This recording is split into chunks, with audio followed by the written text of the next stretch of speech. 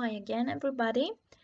So this video is for those of you who wanted to hear this week's grammar explanation also in English.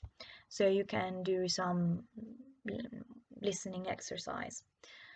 And this week's topic is verbs followed by to and infinitive.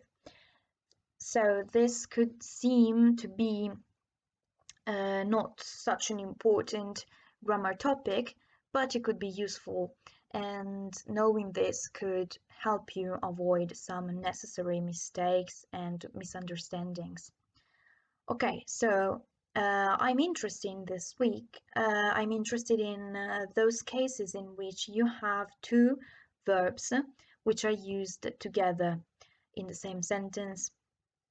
So for example, I want to buy a new car, I need to buy a new car, I hope to learn English soon, etc., etc.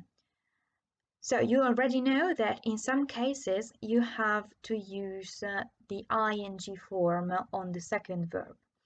And these are all those cases in which you have a verb expressing feelings or preferences. So for example, I like, I hate, I love, I don't mind, etc.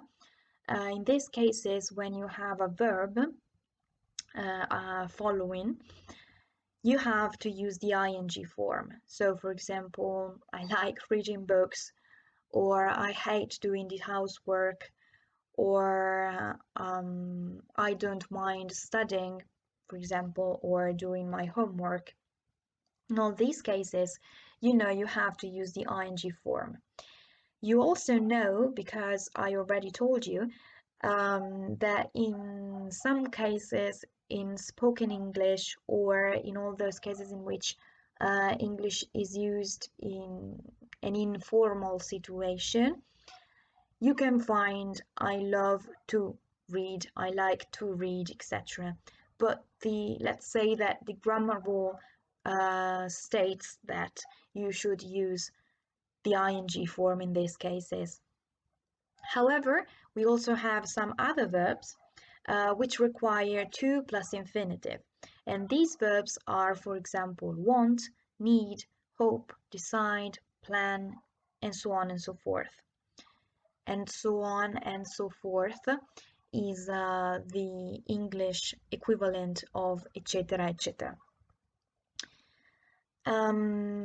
Okay, so you will remember that, for example, with modal verbs, you have to use the infinitive without to. So, for example, I can play the piano, or I must stay at home. In these cases, you have the base form of the verb and you don't have to use to. Whereas with these verbs we are studying today, you have to use to. Okay. We also have an expression you should already know, which is I would like, you would like, etc., which translates with the Italian mi piacerebbe, ti piacerebbe, and so on and so forth. This is another expression which requires the to plus infinitive. I would like to buy you a present, I would like to drink a cup of tea, etc., etc. The interesting thing is that this expression remains the same for with all subjects. Okay, so I would like, you would like, but also he would like and she would like, etc. Okay, so this is particularly useful when, for example, you are in a pub or in a restaurant and you want to order something. So you can say, I would like to drink a cup of tea, or we would like to order, or we would like to eat something. Also to understand what the waiter or the waitress is telling you, because the waiter could say, would you like to drink something? Would you like to order? Would you like to eat something? And so on and so forth. Okay. One final thing when you want to say the infinitive in the negative form. Okay, so for example, if you have to negate the first verb, no problem. I don't want to study English. I don't need to buy a new fridge. Okay, but what happens if you want to negate the infinitive? So, for example, I hope not to fail the exam, or I promise not to tell this to anybody. Okay, so if you want to negate the second part of the sentence, you have to use not to. Okay. Yes, another example could be I decided not to go to university. Okay. And I think that's it.